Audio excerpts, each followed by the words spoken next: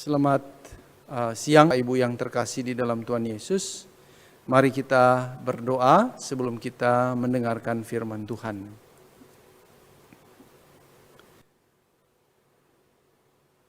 Bapa yang maha baik dan kekal, Engkau baik dalam hidup kami. Engkau membiarkan kami mencicipi indahnya surga. Sejak kami percaya kepada Yesus Kristus, anak-Mu yang tunggal yang Kau serahkan untuk mati buat kami semua. Pada pagi hari ini Tuhan, kembali kami datang ke hadirat-Mu dengan suatu kerinduan untuk menikmati hadirat-Mu, mencicipi indahnya surga. Berkaryalah di tengah kami ya Tuhan. Lewat hamba-Mu yang tidak sempurna ini, Kau nyatakan kebenaran firman-Mu, sehingga kami semakin yakin, semakin kuat di dalam hidup kami ini. Terus berpengharapan akan surga yang Kau janjikan kepada kami semua. Tuhan, Engkau sendiri yang berbicara melalui hamba-Mu pada saat ini. Berkati juga setiap ibu-ibu yang pada saat ini ikut dalam ibadah persekutuan wanita. Kiranya mereka mendapatkan berkat spesial daripada Tuhan. Terima kasih Tuhan, Engkau pimpin pewartaan firman pada siang hari ini. Di dalam nama Tuhan kami Yesus Kristus, kami sudah berdoa. Amin. Ibu-ibu yang terkasih, saya akan membacakan firman Tuhan dari kitab Wahyu pasal 21 sebagai dasar dari pemberitaan firman pada siang hari ini yang diberi judul Surga itu Indah. Saya akan bacakan dari Wahyu pasal 21. Secara singkat saja karena itu gambarannya lumayan panjang sampai ayat pasal 22. Lalu aku melihat langit yang baru dan bumi yang baru. Sebab langit yang pertama dan bumi yang pertama telah berlalu dan laut pun tidak ada lagi. Dan aku melihat kota yang kudus, Yerusalem yang baru, turun dari sorga, dari Allah yang berhias bagaikan pengantin perempuan yang berdandan untuk suaminya. Lalu aku mendengar suara yang nyaring dari tahta itu berkata, lihatlah, kemah Allah ada di tengah-tengah manusia dan Ia akan diam bersama-sama dengan mereka.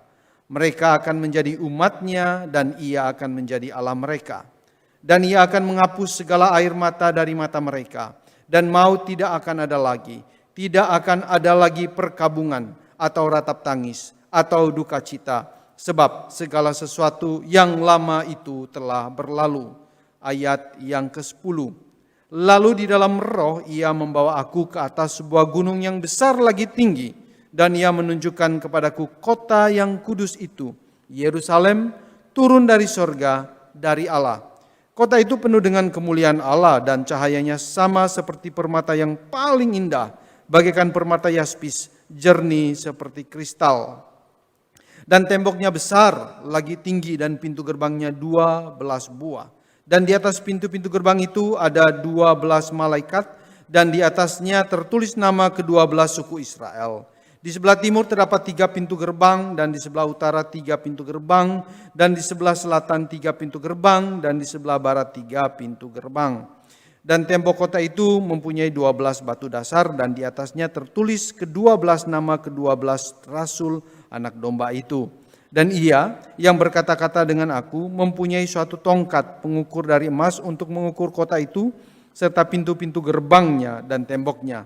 Kota itu bentuknya 4 persegi. Panjangnya sama dengan lebarnya. Dan Ia mengukur kota itu dengan tongkat itu 12 stadia. Panjangnya dan lebarnya dan tingginya sama. Lalu Ia mengukur temboknya 144 hasta menurut ukuran manusia, yang adalah juga ukuran malaikat.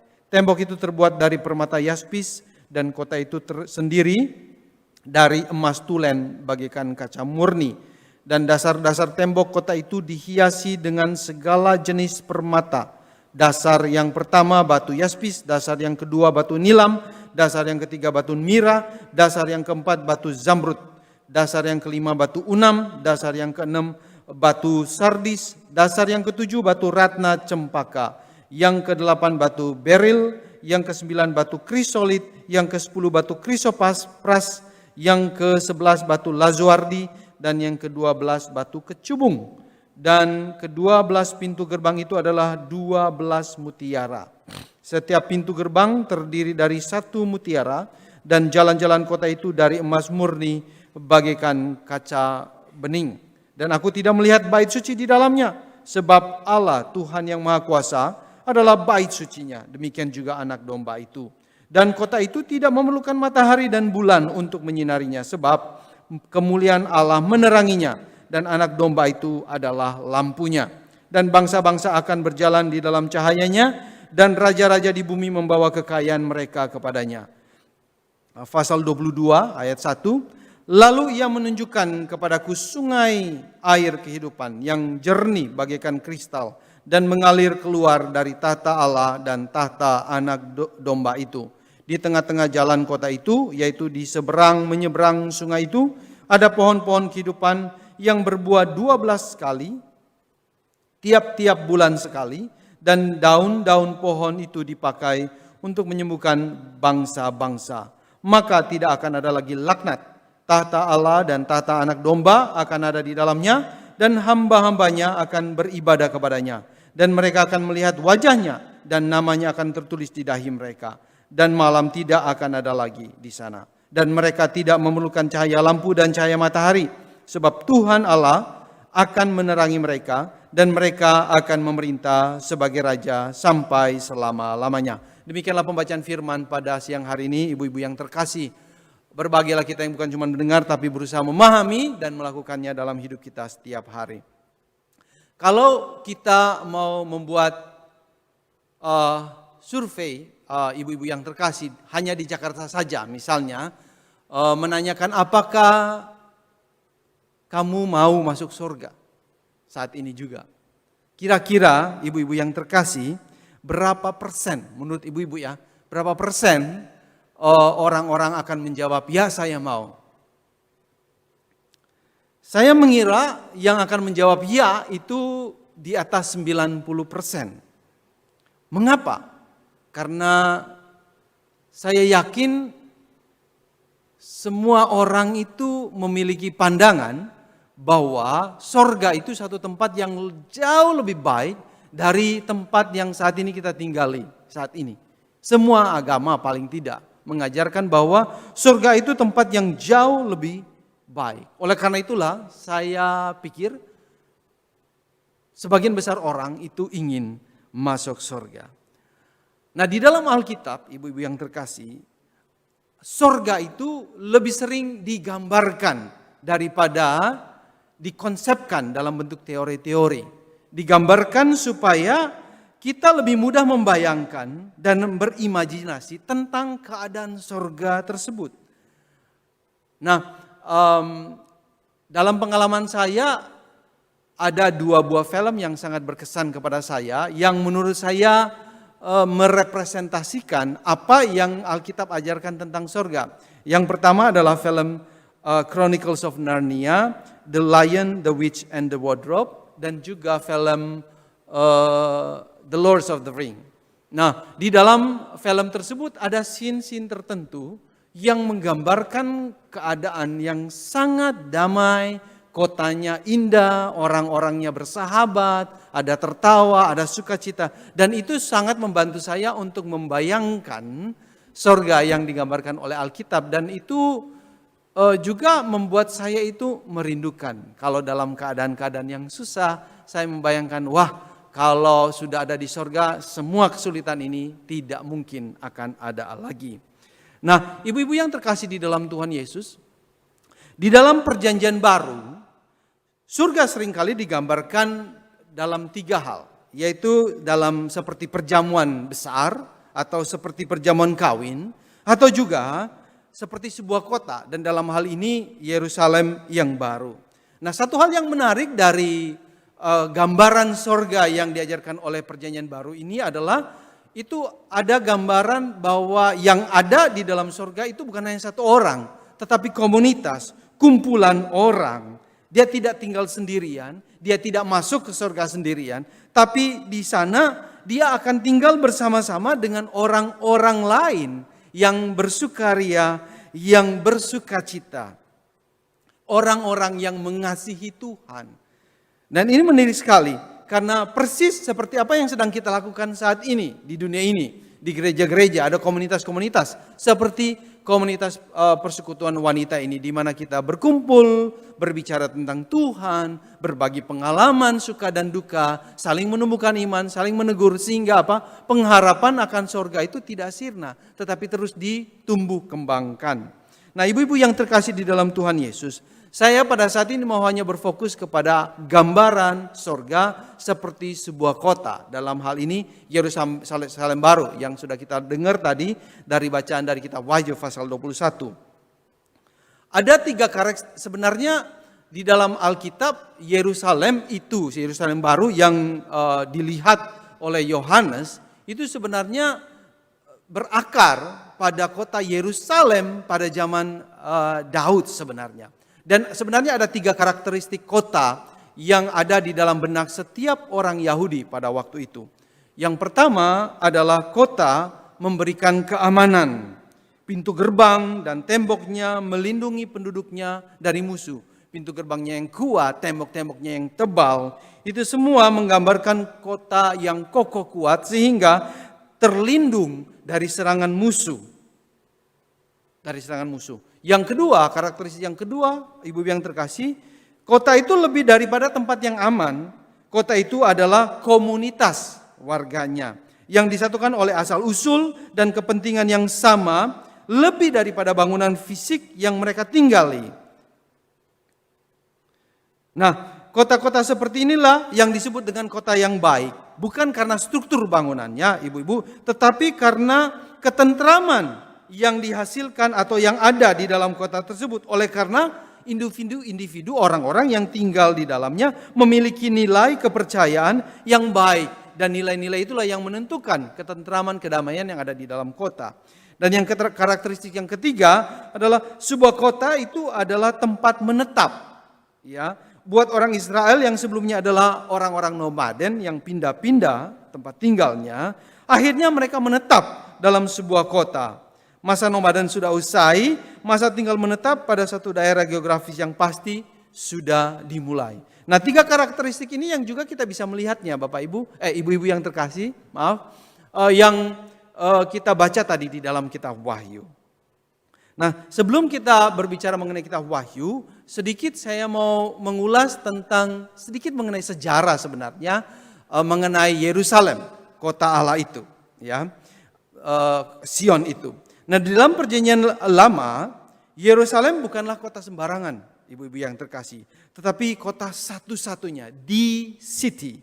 Yerusalem menjadi kota yang sangat penting karena keputusan Raja Daud pada waktu itu untuk menjadikan kota tersebut sebagai tempat di mana tabut Allah ditempatkan. Oleh karena itu, secara simbolis Yerusalem dilihat sebagai tempat yang dipilih Allah sebagai tempat tinggalnya.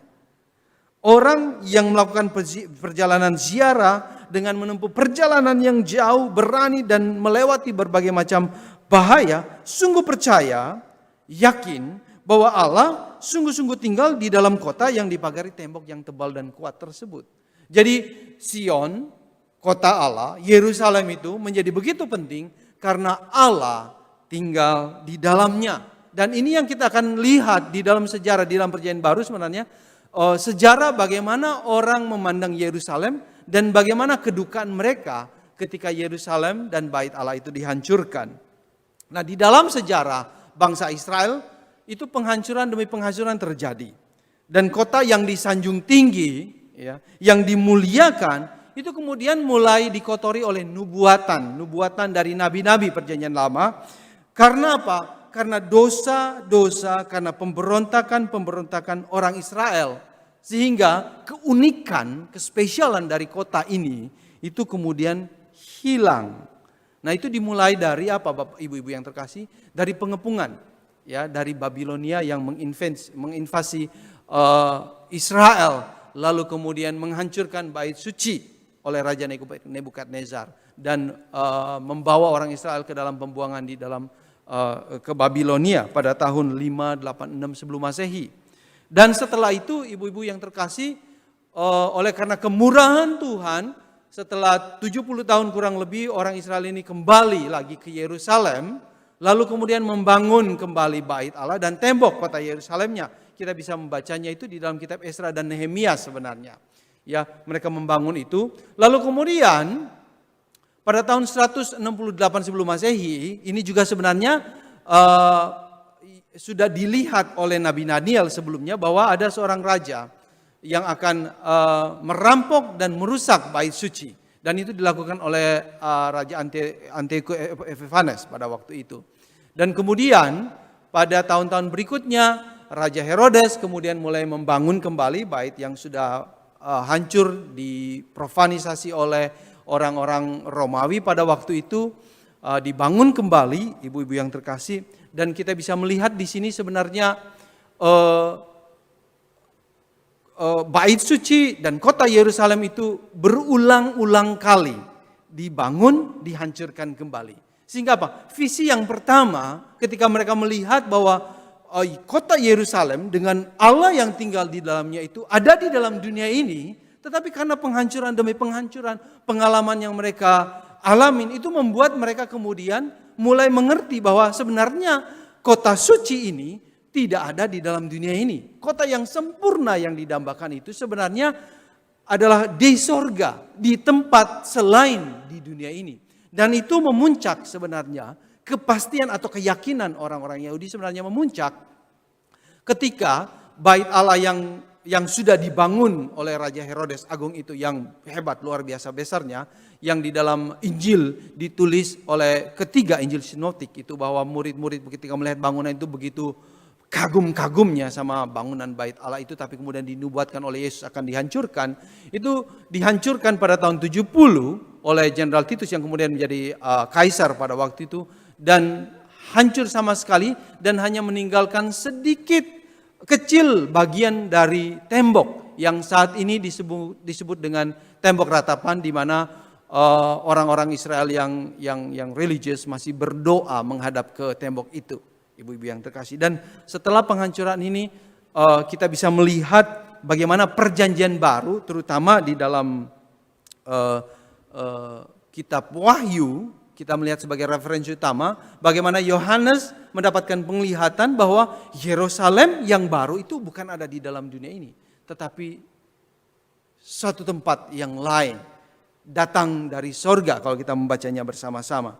Nah, ibu-ibu yang terkasih di dalam Tuhan Yesus, sehingga kemudian Yerusalem yang baru ini banyak mewarnai tulisan-tulisan di dalam perjanjian yang baru, terutama setelah hancurnya bait Allah yang terakhir ya pada tahun 70 tersebut. Kota Yerusalem yang digambarkan oleh Yohanes, ibu-ibu yang terkasih, tidak terlalu asing buat pembaca-pembaca Yahudi pada waktu itu, orang-orang Kristen Yahudi, karena ada kemiripan sebenarnya dengan gambaran-gambaran di dalam tulisan Perjanjian Lama. Kita tadi sudah membacanya bersama-sama.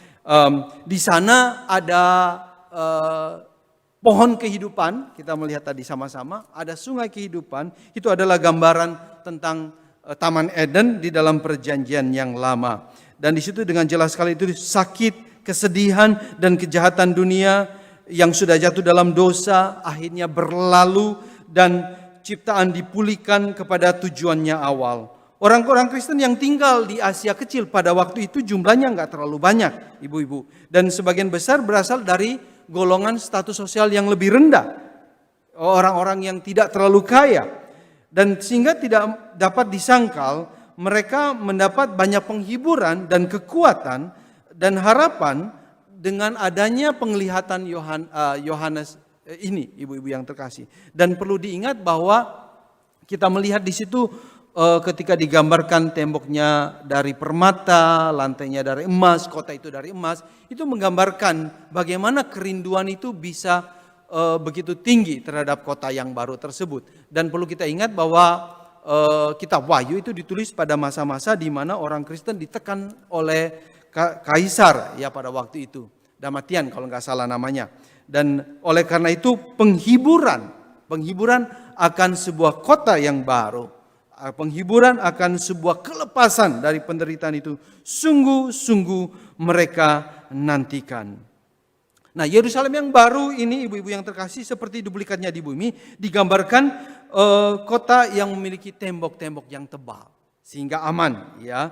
Keamanannya nggak perlu diragukan lagi. Dan di situ digambarkan terletak di atas bukit yang tinggi, ya, di atas gunung yang besar dan tinggi. Dan itu menggambarkan bahwa nggak mungkin diserang, ya, aman di atas. Musuh-musuh nggak mungkin serang karena dia berada di tembok yang lebih tinggi. Dan malaikat menjaga pintu-pintunya.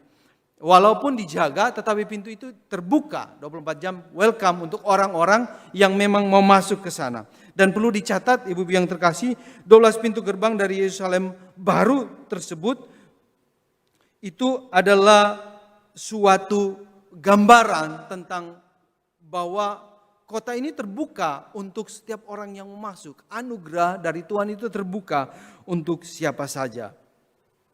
Dan di situ kota Yerusalem ini juga sebenarnya adalah pemulihan dari Israel. Tadi kita membaca yang diwakili oleh 12 suku tersebut, oleh 12 rasul Tuhan.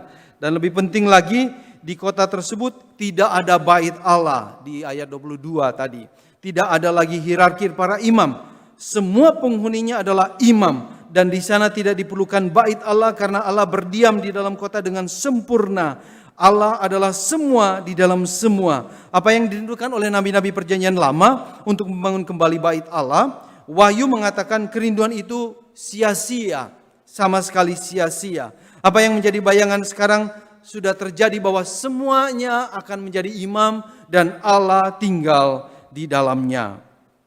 Oleh karena itu Yerusalem baru dikarakteristikkan oleh hadirnya Allah yang meresap ke segala penjuru. Tidak ada tempat di mana tidak ada Allah. Dan respon kemenangan dan sukacita dari mereka yang sudah dalam merindukan pengalaman ini. Nah, ibu-ibu yang terkasih di dalam Tuhan Yesus, gambaran surga ini juga itu menggema dengan kuat sebenarnya di dalam tulisan Rasul Paulus. Mari kita membuka di dalam tulisan Paulus. Dan di situ Paulus menulis demikian. Di dalam Filipi 3 ayat 20. Karena kewargaan kita adalah di dalam sorga. Dan dari situ juga kita menantikan Tuhan Yesus Kristus sebagai juru selamat. Paulus, ibu-ibu yang terkasih, membedakan antara mereka yang memikirkan hal-hal duniawi dan mereka yang adalah warga negara sorga.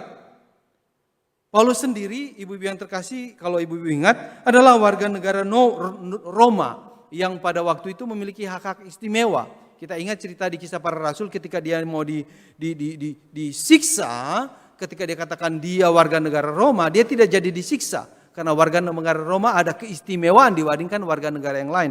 Dan dalam pandangan ini, Paulus mengerti keistimewaan ketika dia katakan kamu ini kewargaannya sorga. Jadi ada hak-hak istimewa yang dimiliki oleh setiap orang yang percaya. Bagi Paulus, orang Kristen memiliki sesuatu yang lebih besar daripada kewarganegaraan yang kita miliki di dunia ini. Sebagai contoh, kita warga negara Indonesia. Tapi sebenarnya dengan memiliki kewarganegaraan sorga, kita memiliki hal yang lebih besar. Dan Paulus mau mengatakan bahwa walaupun kita masih tinggal di dalam dunia ini, status kita itu sudah warga negara sorga. Dan disinilah kemudian kita mengerti bahwa kita sudah menjadi warga negara sorga, tetapi belum berada di tempat asal kita di sorga. Dan di sini kemudian kita katakan bahwa kita bisa mencicipi sorga walaupun kita belum berada di sorga. Satu hari nanti kita akan ke sana. Walaupun kita belum di sana, tetapi kita sudah ada di sana. Ini adalah satu kepastian iman, ibu-ibu yang terkasih. Dan di dalam kitab Ibrani menegaskan kepada kita semua bahwa kita ini hanyalah orang asing di dalam dunia ini. Ya, di dalam Ibrani pasal 11 ayat yang ke-16. Tetapi sekarang mereka merindukan tanah air yang lebih baik, yaitu satu tanah air surgawi. Sebab itu Allah tidak malu disebut Allah mereka, karena Ia telah mempersiapkan sebuah kota bagi mereka. Di pasal 13 ayat 14, sebab di sini kita tidak mempunyai tempat tinggal yang tetap. Kita mencari kota yang akan datang. Nah, oleh karena itu ibu-ibu yang terkasih, kita yang hidup di dalam dunia ini, yang adalah warga negara sorga, bagaimana kita melihat hidup kita? Bagaimana kita menghidupi hidup kita yang belum sampai ke tujuannya, yaitu sorga itu? Tentu kita harus memiliki pengetahuan akan sorga. Yang hari ini memang kita sedang membahasnya, bahwa sorga itu indah, bahwa kampung halaman kita, tempat asal kita dan tujuan akhir kita itu tempat yang jauh lebih indah daripada yang kita tinggali saat ini. Oleh karena itu, hidup ini kita lihat sebagai sebuah perjalanan. Kita adalah peziarah, kita adalah musafir, dan itu juga menjadi gambaran, salah satu gambaran dari kehidupan orang-orang percaya yang ada di dalam firman Tuhan. Di dalam Perjanjian Lama kita bisa melihat bagaimana Abraham melakukan perjalanan dari Ur Kasdim menuju tanah Kanaan yang dijanjikan oleh Tuhan buat dia dan keturunannya, melewati berbagai macam kesulitan, bahaya, budaya yang berbeda-beda, menjadi orang asing, tetapi kemudian dia percaya bahwa Allah menjanjikan dia Kanaan. Lalu kemudian kita melihat juga bagaimana orang-orang Israel melakukan perjalanan di padang gurun selama 40 tahun sebelum mereka masuk ke tanah Kanaan. Dan Paulus sendiri adalah misionaris yang berjalan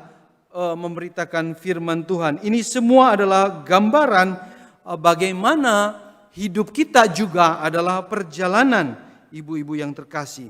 Dan juga kalau kita lihat di dalam Alkitab, setelah orang Israel dibuang ke Babilonia, mereka juga harus kembali ke tanah terjanji, ke kota Yerusalem yang mereka bangun kembali. Ini juga adalah gambaran perjalanan hidup kita secara utuh orang-orang percaya. Ini adalah menjadi kehidupan rohani kita. Spiritualitas orang-orang Kristen itu adalah perjalanan. Oleh karena itu kita tidak perlu heran kalau kita melihat bahwa kita belum sampai ke tempat tujuan kita. Sehingga tidak heran kalau dalam Perjanjian Baru, ibu-ibu yang terkasih, di dalam Kisah Para Rasul, gereja mula-mula itu disebut sebagai pengikut jalan Tuhan. Jalan, sebuah perjalanan bersama dengan Tuhan, di jalan Tuhan menuju kota Tuhan. Seperti Allah memimpin orang Israel keluar dari perbudakan di Mesir menuju tanah terjanji. Demikian juga kita melihat hidup kita orang Kristen sebagai sebuah proses yang pelan namun pasti dalam pembebasan dari perbudakan dosa sebelum kemudian kita mengalami kemenangan yang sejati masuk ke dalam kota sorgawi. Nah, ibu-ibu yang terkasih di dalam Tuhan Yesus, kadang Paulus juga menulis bahwa hidup ini seperti sebuah perlombaan. Itu bagian dari perjalanan. Di mana yang dituntut dari sebuah perlombaan adalah ketekunan, disiplin. Dan itu juga yang diminta dari kita semua ketika kita melihat hidup ini adalah perjalanan. Maka di dalam melakukan perjalanan itu kita harus disiplin, mentaati, mengikuti apa yang sudah diperintahkan atau yang sudah dinasehati oleh firman Tuhan. Dan kedisiplinan inilah yang menentukan sebenarnya apakah kita bisa meraih, apakah kita bisa mencapai tujuan atau tidak. Harapan akan sorga terutama adalah penyempurnaan segala sesuatu dalam Yerusalem surgawi, adalah kepentingan utama dalam spiritualitas Kristen.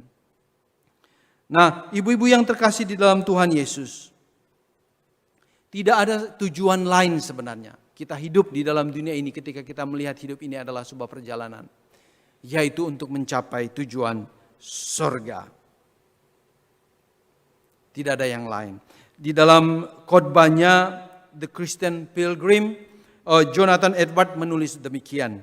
Kita seharusnya tidak beristirahat di dunia dan kesenangannya, tetapi harus merindukan sorga. Kita seharusnya di atas segalanya merindukan kebahagiaan sorgawi bersama dengan Tuhan. dan tinggal bersama Yesus Kristus. Walaupun dikelilingi oleh kesenangan dari luar diri kita dan tinggal di dalam keluarga-keluarga dengan relasi dan pertemanan yang diinginkan, yang menyenangkan, walaupun kita memiliki persahabatan yang dipuji oleh masyarakat, anak-anak yang pintar dan cerdas, walaupun kita hidup bersama tetangga yang baik dan yang mengasihi kita, tetapi tetap saja kita jangan sampai beristirahat atau bersandar dalam hal-hal tersebut sebagai kepunyaan milik kita. Kita harus berproses, menikmati, dan menggunakan mereka semua dengan pandangan yang tunggal, siap untuk kehilangan kapan saja kita dipanggil untuk meninggalkan semuanya itu dan menukar atau mengubah dengan sukarela dan senang hati demi surga kita. Seorang penulis yang hebat yang lain juga, John Stott, menegaskan agar kita menjaga the hope of heaven. Dia menulis demikian, angkatlah matamu, saudara-saudara, supaya saudara sudah pasti adalah ciptaan yang dibatasi waktu, sekaligus anak kekekalan. Saudara adalah warga negara sorga dan orang asing dan terbuang di dunia. Seorang peziarah yang melakukan perjalanan menuju ke kota di awan-awan. Beberapa tahun yang lalu saya membaca tentang seorang anak muda yang menemukan uang $5 di sebuah jalan. Sejak saat itu anak muda ini tidak pernah mengangkat matanya lagi dari jalan ketika ia berjalan. Dalam kurun waktu 1 tahun ia mengumpulkan 29.516 kancing baju, 54.172 pin, 12 sen, punggung yang bengkok dan watak yang kikir. Tetapi coba saudara pikirkan, ia kehilangan apa? Dia tidak dapat melihat cahaya sinar matahari, kemilau bintang di malam hari, senyuman di wajah temannya, atau keindahan musim semi karena matanya ada di selokan atau di jalan. Ada terlalu banyak orang Kristen yang seperti ini. Kita mempunyai tugas penting di dunia ini, tetapi kita jangan pernah menginginkan pekerjaan itu menguasai diri kita. Nah, ibu-ibu yang terkasih, baik Jonathan Edwards maupun John Stott tidak sedang meremehkan atau mengecilkan dunia ini sebagai ciptaan Tuhan yang baik sebenarnya. Maksudnya adalah orang Kristen supaya bisa menilai ciptaan tidak lebih tinggi daripada penciptanya. Dan kalau kita menilai ciptaan dengan segala yang kita miliki lebih tinggi dari ciptaan kita, Allah kita sendiri, maka kita tidak mau pergi ke sorga. Kita merasa puas dan tinggal di dunia ini. Kita tidak menginginkan Tuhan, tetapi menginginkan ciptaannya. Itu mungkin yang mau disampaikan oleh Jonathan Edwards dan John Stott. Mereka sepakat mengatakan bahwa kita harus menentukan pilihan untuk melihat kemuliaan Allah, kemuliaan masa depan kita di dalam Allah, bukan di dalam dunia ini, tetapi di sorga. Dalam perjalanan ziarah menuju Yerusalem yang baru, kota tempat kita akan tinggal menetap, kita harus menjaga harapan, kita harus menjaga pandangan kepadanya. Dengan apa, ibu-ibu yang terkasih? Dengan menolak untuk melekat pada kenikmatan kesenangan dunia ini. Apapun yang sedang kita miliki saat ini dan kita menikmati kesenangannya, kita tidak boleh melekat padanya. Kita harus menolak melekat. Kita bisa menikmatinya, tapi kalau itu hilang misalnya, kita tidak meratapi demikian dalamnya. Hilang ya hilang. Demikian ibu-ibu yang terkasih. Kita malah kalau kita sudah menolak untuk melekat kepada barang-barang di dunia ini, apapun yang ada di dalam dunia ini, kita malah kita bisa meningkatkan dan menemukan kesenangan akan janji Allah dalam Alkitab. Dengan menemukan kesenangan ini kita akan mengalahkan ketakutan akan masa depan yang tidak pasti. Ketakutan akan kematian, ketakutan akan kemiskinan, sakit, dan banyak ketakutan-ketakutan lain yang diciptakan oleh dunia ini. Karena apa? Karena kita sudah melekat ke dalamnya. Karena Allah itu rasanya nggak cukup. Karena janji-janji Allah rasanya tidak cukup. Bukan cuma untuk diri kita sendiri, ibu-ibu yang terkasih, tetapi juga untuk anak-anak dan keluarga kita. Mari kita tunjukkan di dalam lifestyle kita, di dalam perkataan kita, bahwa memang kita tidak melekat di dalam dunia ini, bahwa hidup dan mati kita tidak ditentukan oleh apapun yang ada di dalam dunia ini. Hidup dan mati kita ditentukan oleh Tuhan dan segala sesuatu yang Tuhan janjikan kepada kita. Kelekatan kepada dunia ini, ibu-ibu yang terkasih, adalah pemeliharaan ketakutan, pemeliharaan kekhawatiran, pemeliharaan kecemasan, iri hati, cemburu, hati yang tidak pernah puas untuk terus mengingini, yang akhirnya membawa kepada kematian iman. Itu adalah kelekatan ke dalam dunia ini. Enggak ada yang lain.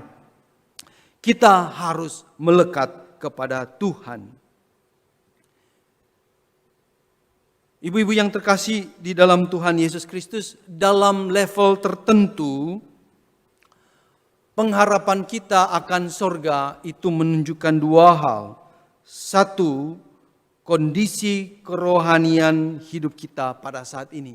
Kalau kita tidak memiliki harapan akan sorga, tidak menginginkan sorga, itu menunjukkan bahwa kerohanian kita itu sedang rendah.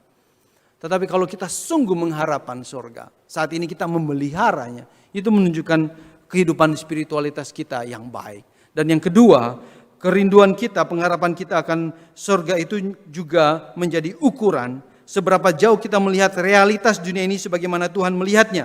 Dunia yang ada dalam belenggu dosa dan pemberontakan melawan Tuhan, dan berada di bawah kuasa si jahat. Nah, kita memiliki, kalau kita melihat dunia ini seperti ini, ibu-ibu yang terkasih, kita pasti menjaga harapan kita akan surga, keinginan kerinduan kita akan surga. Tetapi kalau kita melihat dunia ini sebagai tempat di mana kita memuaskan hasrat kita, berarti kita jangan-jangan sedang bimbang, galau dengan pengharapan akan surga tersebut. Satu-satunya cara untuk menjaga kerohanian tetap fit dan memiliki penglihatan setaraf Allah adalah dengan ketaatan. Praktisnya ibu-ibu, kita harus taat senantiasa di dalam kehidupan kita. Gaya hidup taat menunjukkan bahwa iman kita itu real. Gaya hidup taat itu menunjukkan bahwa kita percaya Allah itu sedang in charge seluruh hidup kita. Harapan kita akan surga mendorong kita untuk senantiasa taat kepada Tuhan. Dan pada saat yang sama, ketaatan kita, ibu-ibu yang terkasih kepada firman Tuhan, menghidupkan kita, menghidupkan harapan kita akan surga. Dan ketaatan dan harapan itu saling bertautan begitu eratnya. Sehingga di dalam ketaatan harapan dikuatkan, di dalam harapan itu ketaatan kita menjadi, kita tekun di dalam ketaatan kita. Tuhan berkati kita semua. Mari kita tundukkan kepala kita berdoa. Kami bersyukur untuk pada siang hari ini Tuhan, sekilas kami boleh melihat sorga. Ajar kami untuk terus berharap kepada sorga. Ajar kami untuk mengingat bahwa di tempat di mana Engkau janjikan kami akan berada satu hari nanti, itu adalah tempat yang sempurna. Tempat di mana Engkau tinggal dan Engkau sebagai pusatnya. Dan tidak ada lagi laknat di sana, tidak ada lagi kesedihan, kedukaan, dan segala macam hal yang menyesakkan hati dan dada kami Tuhan.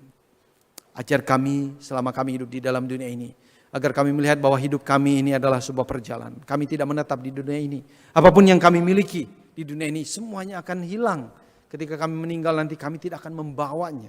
Tapi biarlah apa yang kami miliki adalah Engkau saja Tuhan. Biarlah Engkau menjadi yang terutama, yang terkasih, yang termulia, yang ternilai dari segala sesuatu.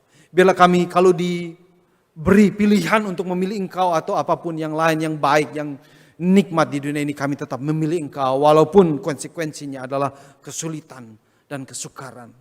Tetapi kami tahu tujuan akhir kami adalah kebahagiaan kekal yang tidak mungkin direnggut dari kami. Tuhan tolong kami agar kami bisa menjaga harapan ini.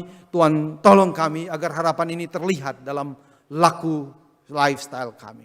Kemuliaan hanya bagi nama Tuhan. Di dalam nama Tuhan kami Yesus Kristus kami berdoa. Amin.